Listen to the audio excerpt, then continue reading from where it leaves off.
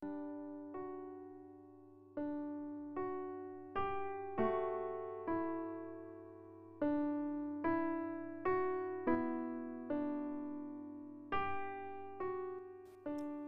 ꯃꯇꯝꯅꯤ. ꯂꯥꯏꯖꯒ ꯂꯦꯝꯕꯤꯒ ꯑꯦꯛꯖꯥꯝ ꯂꯩ ꯍꯥꯏꯗꯨꯅ ꯉꯟꯇꯥ ꯍꯧꯒꯠꯇꯨꯅ ꯂꯥꯏꯔꯤꯛ ꯄꯥꯔꯤ.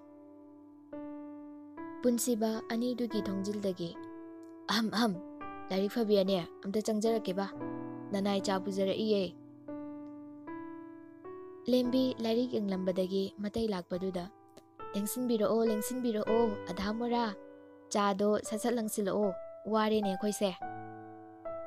ꯂꯥꯏꯖ ꯑꯅꯤꯗꯨꯒꯤ ꯃꯑꯣꯡꯗꯨꯗ ꯅꯣꯛꯏ. ꯀꯔꯤꯕ ꯑꯙꯥ ꯃꯣꯔꯥꯒꯕ ꯍꯧꯖꯤꯛꯀꯤꯗꯣ? ꯀꯩꯗꯧꯔꯒꯦ ꯏꯇꯦ, ꯑꯗꯨ ꯍꯥꯏꯔꯒ ꯑꯣꯏꯕꯨ ꯑꯣꯏꯗ꯭ꯔꯣ, ꯁꯥꯎꯕ ꯁꯥꯎꯕ꯭ꯔꯥ ꯀꯩꯅꯣ? ꯆꯥ ꯑꯁꯥꯕꯁꯤꯅꯅꯦ ꯁꯨꯕꯅꯦꯈꯥ ꯃꯥꯟꯕ ꯅꯃꯥꯏꯗꯨꯗ ꯊꯣꯛ ꯍꯩꯖꯤꯜꯂꯛꯀꯅꯤ. ꯅꯠꯇꯦ, ꯉꯁꯤ ꯅꯨꯃꯤꯠꯁꯤꯕꯨ ꯀꯩ ꯅꯨꯃꯤꯠꯅꯣꯕ? ꯏꯇꯩꯅꯒ ꯆꯥ ꯄꯨꯔꯛꯄꯗꯨꯗ ꯌꯥꯝ ꯂꯛꯅꯅꯤꯡꯉꯨꯕ ꯍꯥꯏꯇꯥꯔꯦ. ꯑꯣ, ꯅꯪꯒꯤꯗꯨꯗꯤ ꯏꯆꯝ ꯆꯝꯅ ꯃꯤ ꯎꯁꯤꯠꯇ꯭ꯔꯤꯕꯅꯤꯅꯦ. ꯑꯗꯨꯃꯥꯏꯅ ꯈꯜꯂꯁꯨ ꯀꯩꯁꯨ ꯀꯥꯏꯗꯦ ꯋꯥꯅꯤ. ꯏꯇꯦ, ꯁꯨꯝ ꯀꯣꯏꯗꯗꯅ ꯎꯁꯤꯠꯆꯗꯗꯅ ꯀꯔꯦꯝꯅꯖꯕꯅꯦꯃꯤ. ꯂꯥꯏꯖ ꯇꯞꯅ ꯃꯣꯡ ꯍꯥꯗꯅ ꯑꯁ ꯌꯥꯔꯦꯕ ꯅꯣꯏꯁꯤꯗꯤ, ꯄꯦꯜꯂꯦꯍꯦ. ꯆꯥꯗꯣ ꯁꯠ ꯊꯛꯑꯁꯦ. ꯄꯨꯡꯁꯤ ꯎꯗ꯭ꯔꯣ? ꯆꯥꯕꯨ ꯄꯨꯡ 8ꯗ ꯀꯅꯥꯅ ꯊꯛꯅꯒꯦ? ꯈꯟꯅꯔꯝꯕ ꯑꯅꯤꯗꯨ ꯏꯊꯥ ꯊꯥꯖꯗꯅ ꯂꯥꯏꯖꯅ ꯑꯗꯨꯃꯥꯏꯅ ꯍꯥꯏꯔꯛꯄꯗꯨꯗ ꯑꯅꯤꯃꯛ ꯂꯥꯏꯖꯗ ꯃꯃꯤꯠꯇꯨ ꯂꯪꯊꯣꯛꯑꯒ ꯌꯦꯡꯉꯤ. ꯀꯩꯑꯕ? ꯂꯥꯏꯖ ꯑꯅꯤꯗꯨꯒꯤ ꯃꯑꯣꯡꯗꯨꯗ ꯊꯋꯥꯏ ꯏꯁꯥ ꯁꯥꯗꯅ ꯀꯩꯗꯧꯔꯒꯦ? ꯑꯩꯕꯨ ꯉꯁꯤꯁꯤꯕꯨ ꯀꯩ ꯅꯨꯃꯤꯠꯅꯣ? ꯑꯁ ꯀꯣꯛꯀ ꯉꯥꯎꯔꯦꯗ. ꯑꯁꯤ ꯍꯥꯏꯔꯒ ꯃꯀꯣꯛꯇꯨ ꯈꯣꯠꯂꯤ, ꯈꯨꯇꯨꯝꯅꯒ ꯄꯣꯞ ꯄꯣꯞꯀ ꯊꯥꯖꯤꯜꯂꯤ. ꯍꯥꯏꯁ, ꯍꯧꯖꯤꯛꯀꯤꯗꯨꯕꯨ ꯃꯪꯂꯣ ꯇꯥꯏꯕꯪꯂꯣ? ꯂꯦꯝꯕꯤ, ꯅꯥꯇꯩꯗ ꯈꯨꯖꯤꯟ ꯑꯝꯇ ꯀꯟꯅ ꯁꯤꯛꯂꯛꯑꯣ. ꯂꯦꯝꯕꯤ ꯄꯨꯟꯁꯤꯕꯗ ꯈꯨꯖꯤꯟꯅ ꯀꯟꯅ ꯍꯦꯛꯇ ꯁꯤꯛꯇꯠꯂꯤ. ꯑꯣꯏꯃꯥ, ꯁꯤꯔꯦꯍꯦ! ꯑꯁꯤ ꯍꯥꯏꯔꯒ ꯂꯦꯝꯕꯤꯒꯤ ꯂꯨꯈꯝꯗ ꯈꯪꯍꯧꯗꯅ ꯈꯨꯄꯥꯛ ꯑꯆꯧꯕꯗꯨꯅ ꯍꯦꯛ ꯊꯥꯖꯤꯜꯂꯨꯔꯦ. ꯍꯦꯔꯥ, ꯀꯩꯅꯣ ꯏꯇꯦ? ꯑꯩ ꯁꯥꯎꯔꯛꯀꯅꯤꯀꯣ. ꯑꯗꯨ ꯀꯟꯅ ꯁꯤꯛꯂꯛꯏꯗꯨꯕꯨ ꯀꯩꯅꯣ? ꯅꯪꯅ ꯁꯤꯛꯂꯣ ꯍꯥꯏ ꯅꯠꯇ꯭ꯔꯣ? ꯏꯇꯩ ꯍꯨꯔꯥꯟ ꯃꯥꯟꯕ ꯅꯪꯗ ꯁꯤꯔꯣꯍꯦ ꯅꯪ. ꯑꯁꯤ ꯍꯥꯏꯔꯒ ꯄꯨꯟꯁꯤꯕꯒꯤ ꯃꯁꯝꯗꯨ ꯇꯥꯞ ꯄꯥꯏꯔꯒ ꯍꯦꯛꯇ ꯆꯤꯡꯉꯤ. ꯀꯩꯅꯣ ꯃꯤꯂꯦꯝꯕꯤ ꯅꯪ ꯇꯧꯔꯤꯗꯨꯕꯣ? ꯊꯥꯗꯣꯛꯑꯣꯕ, ꯁꯤꯕ ꯇꯥꯔꯦ ꯍꯥꯏꯕ. ꯅꯪ ꯃꯁꯨ ꯅꯋꯥꯒꯤ ꯃꯤꯆꯪ ꯆꯪꯂꯛꯀꯅꯨ. ꯀꯩꯅꯣ ꯂꯦꯝꯕꯤ, ꯅꯪ ꯍꯥꯏꯗꯨꯕꯣ? ꯅꯤꯅꯦ ꯍꯣꯏ ꯂꯩꯕꯅꯤ, ꯇꯥꯅꯤ ꯍꯥꯏꯕ. ꯅꯇꯩ ꯂꯥꯟꯖꯔꯦꯁꯦ ꯂꯦꯝꯕꯤ, ꯁꯣꯏꯈꯤꯕꯅꯦꯕ. ꯅꯪꯅ ꯈꯨꯖꯤꯟꯅ ꯀꯟꯅ ꯁꯤꯡꯂꯛꯄꯗꯨꯅꯅꯦ ꯈꯪꯕꯣꯏ ꯀꯩꯕꯣꯏ ꯊꯥꯈꯤꯕꯅꯦꯕ. ꯁꯦ, ꯊꯥꯗꯣꯛꯑꯣꯕ. ꯑꯩꯁꯨ ꯁꯣꯏꯕꯅꯦ, ꯅꯨꯡꯉꯥꯏꯕ꯭ꯔꯥ ꯅꯪꯁꯨ? ꯂꯥꯏꯖ ꯄꯨꯟꯁꯤꯕꯗ ꯑꯣꯟꯁꯤꯜꯂꯒ ꯗꯗꯥ, ꯅꯪꯁꯦ ꯑꯍꯟ ꯏꯑꯣꯏ ꯑꯣꯏꯈꯩ ꯂꯦꯝꯖꯗꯦꯕꯣ, ꯇꯟꯖꯩꯍꯦ ꯑꯩꯗꯤ. ꯑꯩꯉꯣꯟꯗꯒ ꯇꯥꯏꯅꯔꯛꯏ, ꯃꯁꯤ ꯑꯉꯥꯡꯁꯤꯁꯨ. ꯇꯥꯏꯅꯕ ꯅꯠꯇꯦꯉꯣ, ꯁꯨꯝ ꯍꯥꯏꯕꯅꯦ. ꯇꯥꯅꯤꯡꯗ꯭ꯔꯦ ꯑꯝꯇ. ꯅꯣꯏ ꯅꯇꯩ ꯅꯅꯥꯎ ꯁ꯭ꯋꯥꯏꯗ ꯀꯦꯟꯅꯔꯛꯀꯅꯨ. ꯀꯗꯥꯏꯅꯣ ꯆꯥꯗꯣ ꯊꯛꯇꯣꯛꯀꯦ. ꯑꯁꯤ ꯍꯥꯏꯔꯒ ꯆꯥ ꯑꯁꯥꯕꯗꯨ ꯇꯥꯞ ꯄꯥꯏꯔꯒ ꯍꯟꯅ ꯇꯨꯅ ꯌꯦꯡꯗꯅ ꯍꯦꯛꯇ ꯊꯛꯆꯤꯜꯂꯤ. ꯑꯣꯏ ꯃꯥ ꯁꯤꯔꯦ! ꯄꯨꯟꯁꯤꯕꯒꯤ ꯃꯃꯥꯏꯗ ꯆꯥꯗꯨ ꯀꯥꯝꯁꯤꯜꯂꯤ. ꯊꯣꯔꯥꯕꯤꯒꯤ ꯑꯉꯥꯡ, ꯅꯪ ꯄꯨꯟꯁꯤꯕ ꯁꯥꯎꯅ ꯀꯥꯂꯨꯗꯒꯤ ꯊꯣꯛꯈꯤ. ꯃꯁꯛꯁꯦ ꯅꯨꯡꯁꯤꯗꯕ ꯑꯗꯨꯏ ꯀꯥꯝꯁꯤꯟꯕꯅꯤ. ꯀꯩꯕ ꯂꯦꯝꯕꯤ, ꯅꯪꯅ ꯇꯧꯒꯦꯅ ꯇꯧꯔꯤꯔꯣ ꯍꯧꯖꯤꯛꯀꯤꯗꯣ? ꯍꯣꯏ, ꯃꯁꯛꯇꯣ ꯅꯨꯡꯁꯤꯔꯛꯇꯕ. ꯅꯪ ꯍꯥꯏꯗꯣꯛꯀꯦ ꯍꯣꯔꯦꯟ ꯗꯗꯥꯗ. ꯅꯋꯥꯏ ꯃꯤꯆꯪ ꯆꯪꯉꯤꯔꯣ?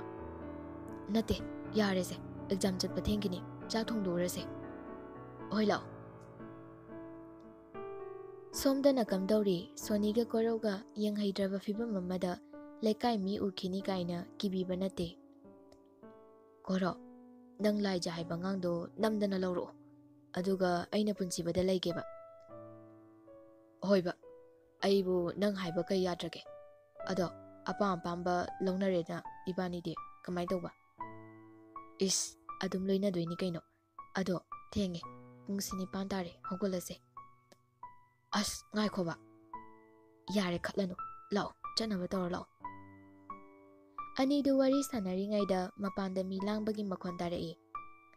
ꯂꯩꯀꯥꯏꯒꯤ ꯅꯨꯄꯤ ꯈꯔꯅ ꯍꯦ, ꯌꯨꯝꯁꯦ ꯀꯅꯥ ꯀꯅꯥ ꯂꯩ? ꯌꯥꯝ ꯊꯨꯅ ꯊꯣꯛꯂꯛꯑꯣ. ꯅꯨꯄꯤ ꯑꯃꯅ ꯑꯃꯨꯛ ꯀꯨꯏꯔꯕꯅꯤ ꯑꯁꯤꯒꯤ ꯑꯉꯥꯡ ꯅꯨꯄꯤꯁꯤꯅ ꯇꯧꯔꯤꯁꯦ. ꯃꯃꯥ ꯃꯄꯥꯒ ꯂꯩꯇ꯭ꯔꯦ ꯂꯩꯀꯥꯏꯁꯤꯗ. ꯀꯨꯁꯤ ꯔꯥꯁꯤ ꯇꯧꯔꯤꯁꯦ. ꯂꯩꯀꯥꯏꯁꯦ ꯂꯩꯀꯥꯏ ꯄꯥꯟꯗꯕꯗꯧꯅꯅꯤ. ꯍꯦ ꯁꯣꯅꯤ, ꯀꯧꯔꯤꯁꯦ ꯇꯥꯕ꯭ꯔꯥ? ꯌꯥꯝ ꯊꯨꯅ ꯊꯣꯛꯂꯛꯎ. Koro, mapanda mi kaurise, amta thuge, leramo. Sony tumba hugolakpagi dress tuga mapanda masamana ifa phagai thongdo hangdoktuna tholai. Kari tawba yaurage mayam lakbiribo. He tawngambe, angang nangga laiminariba nupado yam thuna kauthoro. He rai nomcha, kaide nupano, mama papa laitrena aibu badanam pige hairo. Hai, ngarang yumsida lakiba nupado, akhoi uhoribani. Sumangda khamliba gari se kanagino. Loi khangi ko thuna kauthoro. Launari tanjadu da koro hapen amaga moja furit amaga tumba hugolakpagi maungda thoklai. Sonia, kaidoroge, nangna mi lae haina thokraga sungdang tangakdriduna. Sony ipa pakhana koro da yengi. Laikai gi leiramba mayamdo hekta grung hupchilai. He chintibi, nang kanam laite haidaine ha. Masi lemna thaba yaroi, mayam mangda khonggoina se. Hare kaya ala tawngam liba ngangno mama mapa laitaba tanja sida nupase pusilaga he icha isuga lamdam narakani ne masi masamje khudang yelaga chingthoro mayam kari yengige mayam changduna ani du sumang de ta chingthore e kharana masam phoi beyaw matin sichin beyaw tawri tanja du da koro mayam marak du da tanja yengduna chenthokre mayam du soni da furingai koro chenkibadu uhodre Masi maru kok thukse kaina kachi mayam club ta buse lao nupa do kai chakre mayam du koro bu koi thi thirak pada leiramdre mayam du ya langna rei nupa do chen kiba noi bu am to hodra bo haibane noi bu onthok na lak chakre da nupi mana mu masi nupi si se phuzalo mamai se thugaira ka phadone masi khongpang se na kausin gi mamai sida Sony kapsinaraga mayamduda makulonaraga Ima iben ibung ipasing ay matung sigumba tabak se tawjararoi ay lanjare ay bumuta ngakpiyo mama papa dadi haibigano ay amona tawjararoi Nupa amana fay nang asigidi mamaga iniga gi khalaga ngakpirabani matung de hek sigumba se tawraklaba laikai se phate hainu kari gi ngakpibano gyan tanaba khare am phuzalo yare nupa du su chenkre Nang matung manaw tawradi yengo laikai sile tanthokadawni tilamba mayam du Sony bu phuba yaba phuramlaga mathang chakre sumang duda sak phajabi nupi du mayam changna furambagi mamai mamitu green ika ka khai ta duna leiri adukthi na furamli du gyan tabi banate mayam du hanakibadagi hogolaga macha masu warake di lete mi bana leiradana moi mathaugai leidana mai miche loi tatle amaduna karam kanda chengkhreno khangnibana madumido Sony murum solaga imungda changkhe Laija school chatnaba haiduna loisinba langnari loidribo Laija thenge loidore sabsida hatnaba honabadane ai pu thangba ngamdre thado puluranu yare thadokpana fajengo nang samdo phajani Nangi du susangan che haidi yarunu nang O aidi pakti ye aduine yare lao pungse yadre Nang thoklamo ai lage Chacha lao ko adudi ai thomage Bina machanu pagi kada bungo nang buna sado kayam ngamdrage ne Ima yam kan ngamdaba budi nate isa se kirum khara tawbani Adudi nachanani se thinbiruba ngamloi doribra exam ne swai Yam lapa sunate ngahak thinbiruge tawbani guli su leirage ima Hoi ngahak thinbiruro nasado nungsit nungsadi phon ganu ko angang ani su loisinba loikrabani lao thankini Hoi ma Laija akhoi taidubu loidrijalo amta hango Dada do masa nungaite haikibani ayung message tharakpada O aina khalleba ngasi ya haurakpadagi udrena Lao dudi ibani auto da chalase Hoi lao Ani du thoke na hek tawbaga Yam khalida ani sa auto da sakke kaina yam haipa sanu khupak chagero noinya Chatke tawramba ani du chaplepi Is masangam de haiba mi se ngasi nongmagi masak ubaga phubai wakhal hore he Dada do masangam de haiba du da auto da chalage tawbani Dada khatpai nati Yare yare, kumbadi anima haikraba, amasisu monjabay wani, kumbadi kari hanguni. Ite, Henthoi di yare lao, tenge, wathi ngang na lerno. Wathi ngang baga tahale. Lao lao chalase. Ahum do school tamna lae. Punsiba gari thawna Laijaga Lembi ga da onsinduna. Halakpado, ay laktrasu prem da tawraga thilala uko. Oite, nang nasangam dradi laanu lawbado. Hoine, adu prem da thilala oba. Wari sana lakpana school gi get yauduna punsiba gari du khami. Laija Lembi animak gari dagi kumtharai. Tanjadu da thoibisi yoraktuna. Hi, Laija Lembi. Lembi thoibibu ubaduda thoibigi manakta chensinki. Punsibasu gari dagi kumtharaktuna Laijagi manakta changsilai. Chan, dada horendo lawba laroge. Fasana exam do ithomaga prem ga halakminaruko. Hoi dada, hallo. Amuk nabe henjini. Nangbu dada sina haningdabrane. Laija magi dada da oinana. Nahaningde kaisu. Punsiba Laijagi mamaida lamhenba samlang khara taraklibado makhunna nungsina haigatpi. Aduga nungsina tapna hairei. Dadagi thawai macha nungsibi exam do mayam iramuko. Lembi hoi ngai lere. Chango dada su chakrage. Hoi dada, fazana hallo ko. Hoise, chango. Dada nangna changma ngai kike. Dada lai ngai da chango. Chalo base. Hoi dada, chango kike ko.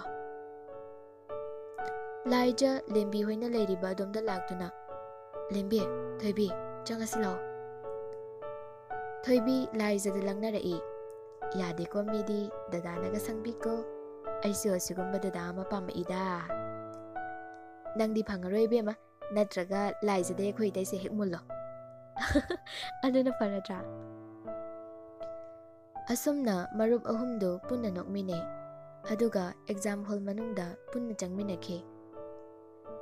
Punsiba Laija na changkribadu nungsina yenglaga exam hall manung fok changkhiba ngairi. Tanjadu da tunglomdagi kanagumbi amana. Punsiba natro. Punsiba kaurakliba khonjal dugi maikai romda mamai du leithorei. Taruna, Punsiba, sida kana tamge. Ichanupi tamba, adu exam thinbirambane. Taru tanja chare matagum Punsiba da Sonigi wa hodorei. Punsiba, kainomta haige, nang Sonigi pau kem tadriba. Sonigi kai pau na haise. Taru du tausinarei. Punsiba, Sonido nang budiam nungsijabane. Nang ni kai khangdabi oina ubire. Taru, Sonigi wa oidi toksi. Aigisu nungsinajabile. Hoi, nangi nungsibabudi lai haiba khangi. Aduda nang kona ningamdaba lakani. Hojik Sonido aruba fibamda lairabani. Nang amta maga wa tanabiyu, unabiyu amta. Aidi maga kaida unadoiba. Taru kapsinaraga.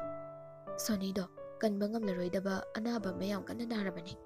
Punsiba, nang mi amoibagi minungsi yengduna amuktang unabiyu. Punsiba wakal ngaha khali. Ma mi ama oina amuktang di unabiragi khali. Taru, hoi, ay hurendo laklake. Nangi namramda piramo.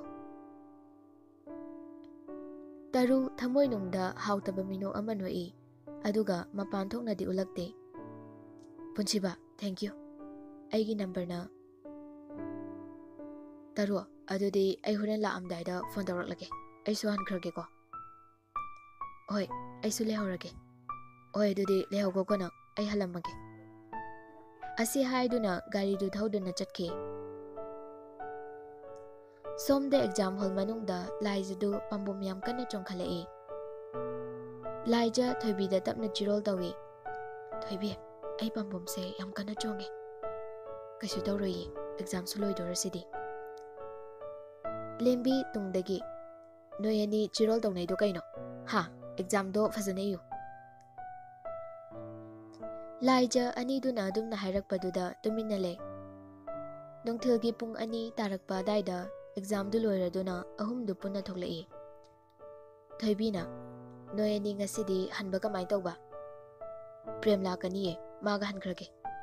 Adudi akhoi basu ada ngai lere, ai halamage ko. Laijana, oi fazana chalo ko Thoibi. Hoi hoi, Noy ani su fazana yumda halo ko. Bye bye. Thoibi chatkibaga Prem su Laija Lembi gi manakta changsilai. Noy ani exam loiba kyam kuirage. Kuidriye, ado ware halage, auto amda faro. Aina ngasai na purabani, lao. Ahumdo auto khamiba domda lakpa hobaga, punsiba taruga noktana gari thauduna chatkibado Laijana hek urure. Laija chatlambado chapleptuna yengi. Premga Lembiga animak. Laija, kanadano nangna dunguna yengidubo. Laija hoini maini haiduna khamduna leiribo auto duda prap kakhatuna auto driver duda onsinduna. Kaka, asigi nupi amaga nupa amaga tongkrise. Asigi matung namda inbiyo. Driver duna, hoi hoi. Ani dusu Laijagi maong duda tuno auto duda kakali. Ahummak wa matangang na de. Ani dusu ure punsibagi gari mangda thauri bado. Nakanda nupi masu tongi. Punsibagi gari do yung mamada thousand ke.